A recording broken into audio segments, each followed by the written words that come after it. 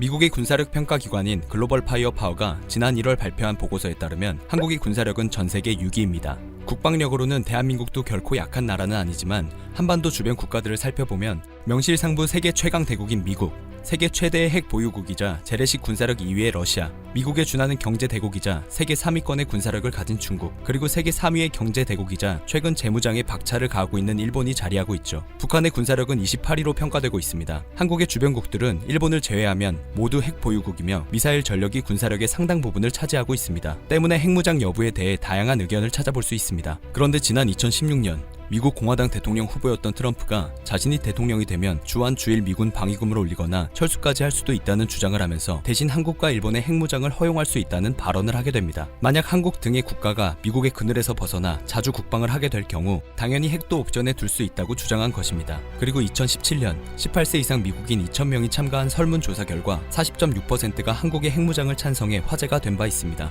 미국 여론이 달라질 수 있다는 것을 알 수 있었죠. 2006년 이후 한국에서 시행된 대부분의 설문조사에서 핵무장을 지지한다는 응답자 비율은 60% 이상을 기록했습니다. 지금 당장 핵무장을 하자라는 여론이라기보다는 상황에 따라 수틀리면 핵무장도 불사할 수 있다는 스탠스로 볼 수 있겠습니다. 외신들과 전문가들은 이미 한국이 핵 개발에 필요한 기술력을 충분히 갖췄다고 평가하고 있습니다. 다만 외교적, 경제적인 이유로 핵 개발을 현실화시키지 않고 있다는 분석을 내놓고 있는데요. 만약 경제적, 외교적 억제력이 사라진다면 한국은 실제로 핵무기를 개발할 수 있을까요? 미국의 1급 전문가가 쓴 한국의 핵무장 잠재력 보고서를 통해서 한국이 핵무장이라는 카드를 쥐게 될 수 있는 몇 가지 시나리오를 확인할 수 있었습니다. 미국의 정상급 핵무기 전문가이며 미국 과학자연맹 회장인 찰스 퍼거슨은 핵 비확산 전문가 그룹에 한국이 어떻게 핵무기를 확보하고 배치할 수 있는가라는 제목의 보고서를 제출했는데요. 이 보고서는 정책 전문가들 사이에서 크게 화제가 되었습니다. 퍼거슨의 권위 때문이었는데요. 그는 미국 해군사관학교를 졸업, 핵 잠수함 부대에서 근무하였고 핵공학 분야를 연구한 뒤 국무부 행정책 부서의 물리학자,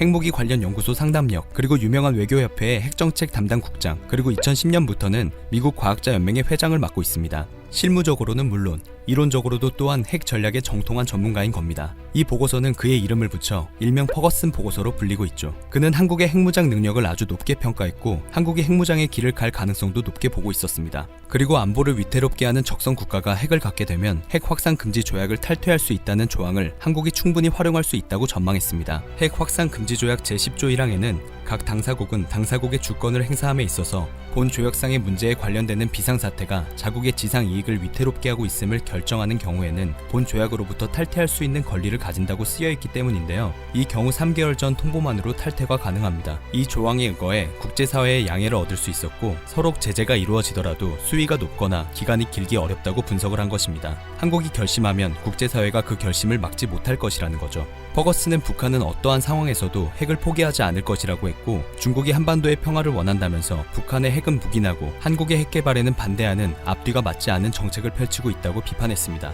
그리고 이러한 상황에서 한국이 선택할 수 있는 대응 방안에 대해 아주 흥미진진한 시나리오를 내놓았죠. 그는 한국의 핵무장을 3단계로 가상했고 시나리오를 기술적, 정치 외교적 측면에서 비교적 상세히 다루었습니다. 첫 번째 시나리오는 핵분열 물질 등을 준비해 두었다가 외교적 압박을 목적으로 한 핵폭탄 몇 개를 만드는 것입니다. 이는 미국과 중국에 대해 북한의 핵 비핵화를 촉구하는 외교용으로 볼 수 있겠는데요. 쉽게 말하면 미국과 중국이 북한에게 제대로 된 압박을 주지 못하여 날뛰는 북한을 보다 못한 한국이 일종의 외교적 압박용으로 핵무기 몇 개 정도를 만드는 시나리오라고 할 수 있습니다. 미국과 중국에게 북한 관리 좀 똑바로 해라, 아니면 우리도 본격적으로 핵무기를 만들어버린다는 일종의 시위로 볼 수 있겠죠. 두 번째 시나리오는 첫 번째 시나리오, 즉 외교적 핵폭탄이 별로 효과를 거두지 못하는 것을 본 한국이 매년 10여 개의 핵폭탄을 만드는 핵 강국의 길을 질주하는 것입니다. 한국은 핵무기를 만들 수 있는 충분한 기술과 재료, 운반 수단을 가지고 있기 때문에 마음만 먹으면 충분히 핵을 찍어내든 만들 수 있다고 분석한 건데요. 보고서는 기술 개발부터 시작해서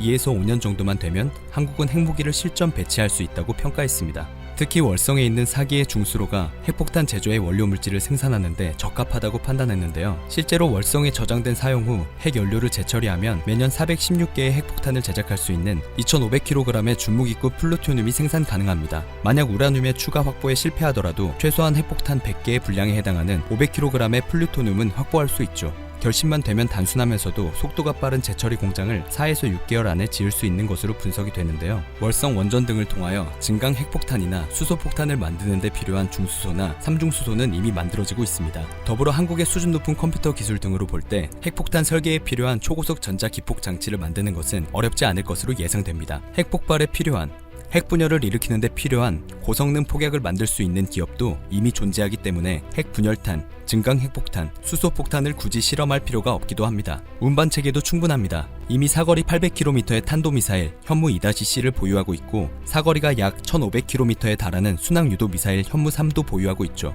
특히 현무 3의 경우 원형 공산 오차가 1에서 2m에 지나지 않아 창문을 통과해 목표를 맞출 수 있을 정도라는 평가를 받고 있습니다. 이외에도 F-15, F-16 등 핵무기 탑재가 가능한 전투기도 다수 보유하고 있습니다. 결론적으로 한국은 핵폭탄을 제조하는 데 필요한 기술을 갖추고 있고 실전 배치에도 오랜 시간이 필요하지 않다는 것입니다. 또한 북한 정권이 무너질 때 중국군이 개입하는 것을 막기 위해서는 핵무기가 유용하다고 판단할 것이라는 예상도 찾아볼 수 있었습니다. 세 번째 시나리오는 한국과 일본이 핵무장에 협력해 중국과 북한에 공동 대응하는 것입니다. 한국과 일본의 해묵은 적대감을 감안하면 한일 공동 핵 개발은 지나친 상상이라고 할 수 있지만 미국의 방위력이 약해지고 북한과 중국의 핵 위협이 강해진다고 판단하면 핵무장을 위해 두 나라가 협력할 가능성을 배제할 수 없다는 건데요. 이를 위해서는 상호 기술 협력이 필요한데 일본은 퓨렉스형의 재처리 시설과 몬주 증식로를, 한국은 발전된 크루즈 및 탄도미사일 기술과 수소폭탄의 원료인 삼중수소를 제공할 수 있겠습니다. 한국은 원료와 발사체 기술을 제공하고 일본은 재처리 기술과 증식로 기술을 제공하는 형식이죠. 퍼거슨 보고서는 미국은 중국이 핵 전력을 증강하고 미국이 제대로 대응할 능력이 부족하다고 스스로 판단하면 한국과 일본이 협력해 핵무장의 길을 선택하는 것을 막을 수 없을 뿐 아니라 오히려 환영할 가능성이 높다고 분석했습니다. 일단 이 세 가지의 시나리오 중 공통점이 있다면 바로 미국이 묵인을 해야만 원활하게 프로젝트가 진행될 것이라는 점입니다. 이처럼 퍼거슨 보고서는 한국의 핵무장 가능성을 높게 평가하면서도 한국의 핵무장이 북핵 문제 해결을 위한 올바른 대안은 아니라고 설명했습니다. 한국이 핵무장을 할 경우 주변 국가들의 핵무장 경쟁을 불러일으켜 결국 동북아 국제 정세가 악화될 뿐이라는 것이었죠. 퍼거슨 회장은 이를 방지할 방법은 미국이 한일 양국의 확실한 군사적 억제력을 보장하는 것뿐이라고 주장하며 보고서를 마무리했습니다. 실제로 퍼거슨 보고서의 시나리오가 실행될 가능성은 높지 않을 것으로 보입니다. 이 보고서는 원래 비공개로 제출되었으나 시간이 지나 NPC 홈페이지를 통해 전문이 공개되었는데요. 한국의 핵무장 잠재력을 발가벗긴 이 보고서를 읽은 외국인들은 한국은 생각보다 무서운 나라라는 반응을 보였습니다. 적대국이 읽었다면 소름이 끼쳤을 내용이 아닐까 싶은데요. 이처럼 우리가 쌓아올린 세계적인 제조업과 원자력 및 방위산업 기술의 기반 속에서는 핵무장 명령만 내리면 순식간에 동원될 수 있는 다양한 기술이 숨어 있습니다. 작정을 하고 정부 차원에서 지시를 내린 것은 아니지만 나라 곳곳에서 맡은 바 임무를 열심히 수행하고 있는 군인, 과학자, 기술자, 기업인 등 프로 집단의 힘이 자연스럽게 이런 인프라를 만든 것이라고 볼 수 있겠습니다. 대한민국이 핵무장에 나선다면 아무리 이상적인 상황이라도 일정 수준의 경제 제재와 외교적인 고립은 감수할 수밖에 없습니다. 민주적인 대한민국에서 이런 일을 하기 위해서는 우선 정부가 핵무장을 할 수밖에 없다는 확고한 결정을 해야 하고 어떻게든 핵무장을 해야만 한다는 강력하고 단결된 국민 여론이 뒷받침되어야만 하겠죠. 이런 여건이 형성되기가 쉽진 않겠지만 대한민국의 존립과 국민들의 생존 그 자체가 위협받는 극단적 상황에서 한국은 언제든 핵무장이라는 카드를 손에 쥘 수 있을 것입니다. 한국의 과학기술력에 총동원령만 내리십시오. 그렇게 되면 일본보다 빨리 핵실험을 할 필요도 없이 한국은 최신형 핵폭탄을 수백 개 만들어낼 수 있습니다. 그것도 2년 안에 가능하며 북한의 핵무기는 연탄 수준의 장난감에 불과할 것입니다 라던 한 원자력 학자의 말이 떠오르네요. 오늘 전해드릴 소식은 여기까지입니다. 영상이 정보가 되셨다면 그것만으로도 감사드립니다. 늘 새롭고 유익한 뉴스를 전하는 로버튜브 되겠습니다.